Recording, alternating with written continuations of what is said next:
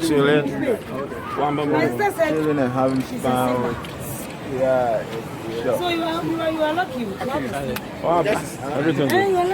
I said, me, I need one. I need one. Okay. Can I have one? All right. All right. Yeah. As you can see.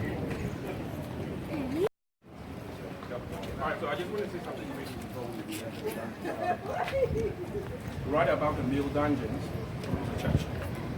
That was the first Anglican church, or the first English church in the country.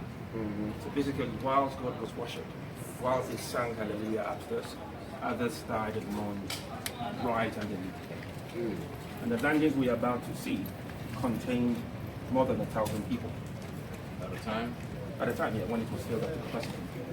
And they could stay in there for about 3 months or more before the next ship arrived. So we'll go through the male dungeons. It's a bit slopey and slippery, so I will urge all of us to take it easy whilst we go through the male dungeons. It should be mentioned again that these places that we mentioned earlier, they were not really, people didn't pay attention to them as real tourist sites, anything like that. So when Ghana in 1992 decided that it was going to create a festival to try to bring us back together again, which is called Panafest, they were anticipating plenty of the brothers and sisters coming from the diaspora over here to Panafest. They're trying to figure out what kind of monument.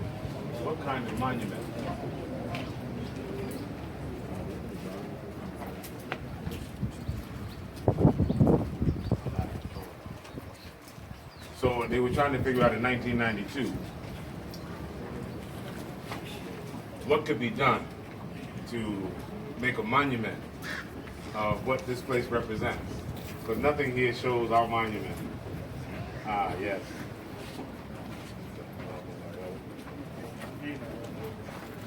This is the whole infamous male dungeon of the Cape Coast slave dungeon in Fort. And we're just explaining that in 1992, when the government of Ghana decided to create a festival that would be able to try to bring the African family together, those abroad and those at home, was through Panafest. And then Isaac Hayes and Dionne Warwick came to Ghana, and they shared that idea with them. And they came into these dungeons for the first time. And Isaac Hayes broke down, Dionne Warwick broke down, and they talked about trying to encourage many of the Africans in the diaspora to come home. So 94 was targeted as the big Panafest Festival.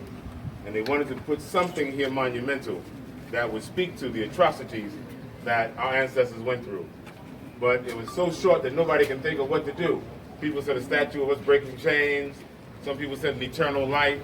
But nobody could really think of what to do. So when the festival was approaching, they just decided to do this plaque and place this plaque as a small monument or a testimony until someone came up with the idea of what would be a meaningful monument to leave here as a testimony.